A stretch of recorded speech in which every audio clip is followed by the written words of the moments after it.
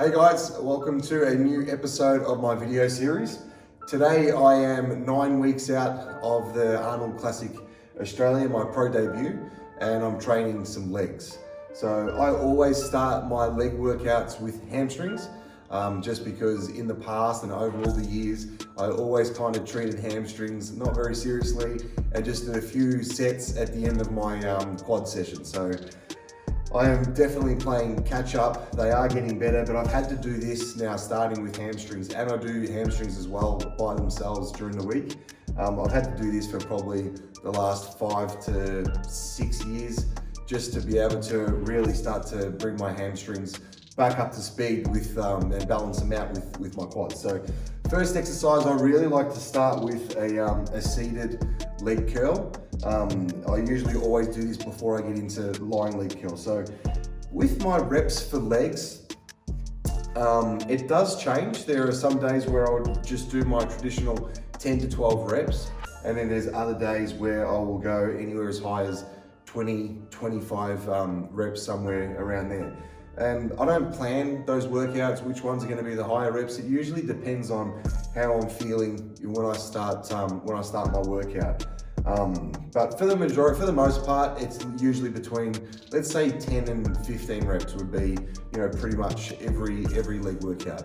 So what I'm trying to do with a seated leg curl is I'm still trying to warm up, but I'm not trying to do so many sets that I'm trying to fatigue. I do want to be able to get, a relatively good weight to be able to stimulate some growth in my hamstrings as well. So I'll probably do 3 warm-up sets here. Every set just going a little bit heavier, but not taking the sets past failure by any means. And then once I get into those sets, that set where I start to fail between 12 to 15 reps, well, really I'll be failing at 10 to 12, and then I'll just smash out a few extra reps, which may extend the set to 15 reps. A little bit of rest pause, whatever I have to do to get those extra few repetitions. But I always like to start here with this seated. So second exercise, laying hamstring curl. So now that I'm warmed up there, I'll do probably 3 working sets here. I'll maybe do 1 or 2 warm-ups, but I don't use a ridiculously heavy weight. That's one thing I learned with this exercise. I used to do, the stack, and I'd use body momentum and I'd really throw it up. I'd be pulling with my lower back, I'd be pulling with my glutes, which never translated to me having bigger or better hamstrings. So going obviously as heavy as I can, but keeping my legs kind of in the position, keep them locked, keep my hips tucked in, and just pull with my hamstrings, stretching, squeezing as hard as I can. That's where I've kind of got results. So once you do go past a certain point when you're pulling up, you will start pulling with your glutes and your lower back. So, which isn't necessarily a problem, but if you're trying to isolate and get the maximum amount out of your hamstrings, better to just keep yourself in that fixed position and just pull up as hard as you possibly can, with the hamstrings. So my rep ranges here are, usually about 12 to 15 repetitions. I'm really trying to squeeze up, explode up, squeeze, and then control it on the way down. I think ego lifting with hamstrings just doesn't work. You really got to slow it down, feel what you're doing, and squeeze the hell out of it. Now here's an exercise that I struggled to even do 1 rep with probably 6 months ago. You'd probably call this a glute ham raise. Obviously this is not a glute ham raise machine, but the way that I do it, when I put this down, I can tuck my feet in, so it's locking my ankles in. I usually put the bench there just to just a little bit of security, because you are letting your whole, all your body weight, go forward. So I put the bench there so that I can just kind of catch myself, and then it's not as if I'm pushing off. All I'm doing is just making sure that once I get to that position, I can just pull with my hamstrings. I don't have to be scared or worried that I'm going to keep going forward or tear my hamstring or anything like that. But I found that these to be an awesome exercise for glutes and hamstrings. And to be honest with you, I actually prefer doing these on the machine like this rather than the glute ham raise. I don't know why the glute ham raise for me just digs into my thighs. It puts me on a weird, awkward kind of angle, and I don't feel as though I can pull as well with my hamstrings as this. So you can even hold on to like a broomstick handle. Sometimes I do that with it just resting on the floor, or I do like you'll see me doing in the video, just with the bench there, just catch it and bring it up. So a couple of sets here, guys, because this is really hard exercise, especially once I've already fatigued my hamstrings a little bit. So I'll probably just do 2 maximum sets, as many reps as I can, which is probably only like 10 to 12 reps anyway. All right, up next is dumbbell stiff-legged deadlift. So really good after you've done those other movements, just to do an exercise that really stretches it out. Now, I haven't had any injuries, but any kind of strains that I've had, especially when training hamstrings, has been when I've tried to go too heavy on stiff-legged deadlifts. And on the stretch, on the way down, a couple of times I've strained my hamstrings, which has taken a couple of weeks to recover. So you don't have to go crazy heavy on this movement, or definitely don't go heavy on this movement unless you kind of work your way up to a good weight. But I find once I get myself into the stretch position, I don't come all the way up and then flex, with my glutes. I just try to keep it on my hamstrings so I get the stretch without rounding my back too much. And then I just come up as high as I can while I'm still pulling with my hamstrings.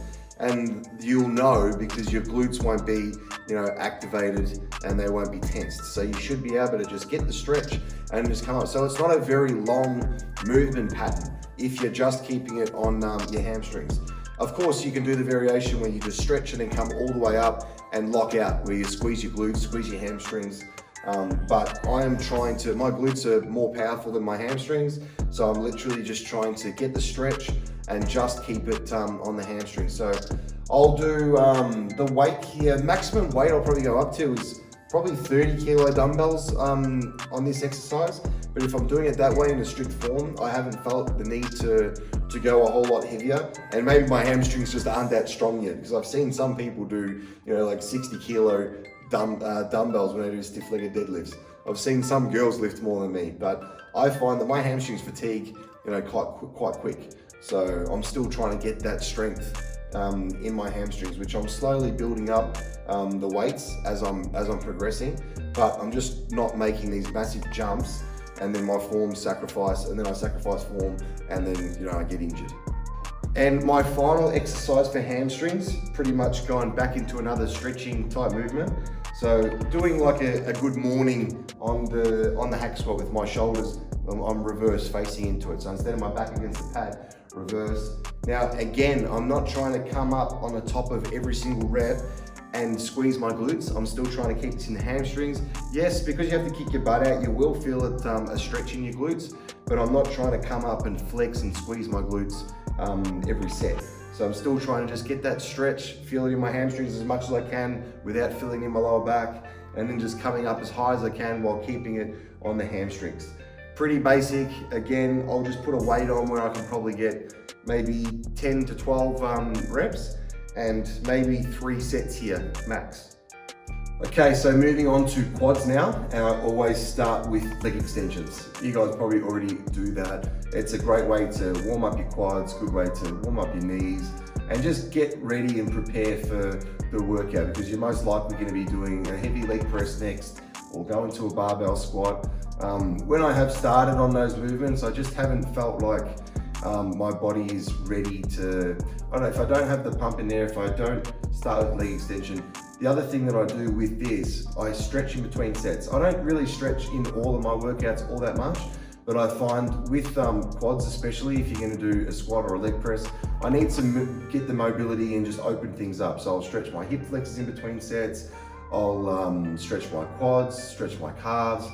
And then once I do get into a squat, I don't feel as if I'm just levering from my hips or from my knees. I can actually feel that I can hone in and target my quads and keep the pump on my quads. I think that's when you kind of have to assess whether squats work for you. Are you actually feeling it in your quads, or are you just doing heavy squats for the sake of just moving weight from point A to point B? You need to be able to feel what you're doing. And one way to do that, especially if you were like me, I had to get a lot of treatment done to help get flexibility, mobility in all those areas that are going to help give you the right technique to do a proper squat where you can actually feel it in your quads. So I'll probably do a set of 20, set of 15, set of 12 as warm-ups, not to failure, and then 3 sets here of probably failing at 10, but then I'll try to get to 12 to 15 reps. Okay, so my next movement is a barbell squat. So this is going to be pretty much my main heavy-ish movement, depending on the day. You know, some days 4 plates feels good for me, other days 2 or 3 plates feels good to me. I don't really gauge or judge my workouts off the weight that I lift. I just try to lift as heavy as I can on that particular day. You know, sleep, work, food, water, all of these things play a part. So that's why I kind of don't like to push myself to try to beat the previous week, things like that, because there's different, you know, contributing factors that can play a part. So I just train as hard as I possibly can on that particular day. So with the barbell squat, I think that, again, a lot of people have to assess their squat, which I never did in the past. I was never ever a good squatter. I used to be able to squat heavy, but I just felt like I was levering from my back, levering from my knees. I used to have to strap my knees, and I thought that I was really strong and I was going to get really big because I had, you know, 5 plates on either side of the bar. But it didn't really do much for me besides give me, you know, tendonitis in my knees, which took a long time to kind of rectify, because I just had a lot of issues, a lot of tightness in my quads, a lot of tightness in my IT bands, things that I had to get a lot of therapies for to now try to reverse and get back into squatting and actually squatting properly where I'm feeling it in my quads, which is where I'm at now. So 3 plates for me, even 2 plates, if I'm really able to hone in and focus on my quads, I'm gonna have an awesome workout. So it's definitely not just a matter of moving a heavy weight. Make sure that you're moving in a plane of motion, you can feel it in your quads, it looks good, it feels good, and you get as much activation and stimulation as you possibly can. Rep ranges, again, some days I'll do 20 reps, even if I go up to 3 plates, I might get 3 plates for 20. And then there's other days where I might only get 3 plates for 10 reps. So really depends on that particular day, how my body's feeling, to where my strength's at. But as I said before, I always train as hard as I possibly can on the particular day. So maybe 3 working sets here. Once I get into like really hard sets, be 3 working sets, and that's usually more than enough. All right, back over at the hack squat again. So I'm not doing a traditional hack with this. I haven't got my back against the pad and shoulders all the way to the top. I don't know if you've seen in some gyms, they have like those half hack squats where when you sit into it, it pads pretty much just on your lower back and you're leaning, you know, you're sitting forward. So I'm trying to copy that on a regular hack squat where I just lean forward a little bit and have these pads leaning against my back, my lower back. And if I put my feet narrow, I don't have to go all the way down. I go as far down as I can, but I'm just really trying to hit the outer quad. I find that it really targets the sweep with the feet together, kind of low on the plate, and you'll work out what to do with the rep range. There are still days where I can, it's like kind of alternate between workouts where I'll come in, just do a traditional hack squat where I go all the way down, shoulder width, shoulder stance, all the way up. And then there's another workout where I do like today, where I'll just put my feet close and really just try to target the outer sweep. So 1 plate, a couple of plates either side on this is absolutely plenty. And I'll try to do 12 to 15 reps, just really keep the tension on the outer quad. And then I moved on to a leg press, which by this stage of the workout, my legs are fatigued, they're pumped. I really can't push through forced reps. I want to push through forced reps, but it just doesn't happen. You know, I tried to, I think it's just because they are so fatigued, they are so pumped. As soon as I get to, say I want to get 15 reps, it's like once I get to like 10 and it starts to get hard, unlike at the start of the workout when I can just drive and push through those reps, my legs just die. They just go completely numb. I can't feel anything by this stage. So that kind of gives me an indication of at the end of my leg workout. So I might only do 2 working sets here, or just 2 sets, as many reps as I possibly can, before I move on to last exercise, which is always walking lunge. Okay, my final exercise for legs is walking lunges. So I like to just do body weight at this stage. My legs are fatigued, my legs are tired, and I just like to be able to do as many as I kind of possibly can. And it's just a good way for me to feel like I've completely taxed and fatigued my legs, and it's the end of the workout. So I do 2 steps in one. So the length of my gym is about 15 steps. then because they're 2, 30, and then I come back as well. So it's 60 steps per set. So I literally probably only have to do that twice.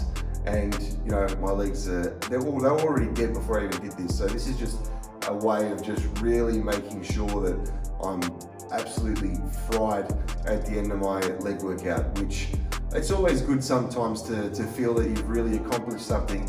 You've taken and passed failure, your legs are wrecked, all you want to do is just eat, you want to lay down. It's a great way to know that you've had a good session. So sure, you can do these with dumbbells, and do it with a barbell if you like. I just always like at the end just to really squeeze them, do as many reps as I possibly can. And that's the end of my workout. So like I said, we're at the start of the video, we're 9 weeks out from the Arnold Classic. This is what my leg workouts really look like. I don't change, you know, I don't start doing crazy high reps and giant sets and things like that as a comp approaches. I still try to keep the fundamentals, the basics, what I'm doing pretty much exactly the same. Just to be able to keep my legs with the same size. I don't want to be lifting lighter.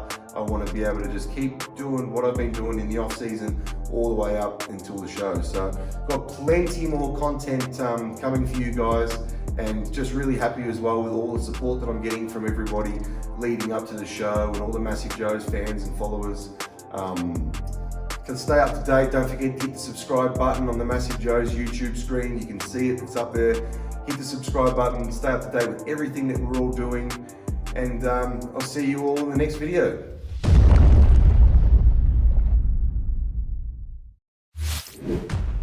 Thank you for tuning into this video. We hope you enjoyed watching. Don't forget to check out our latest upload and our recommended video, and be sure to subscribe to the Massive Joe's YouTube channel to stay up to date with all of our latest uploads.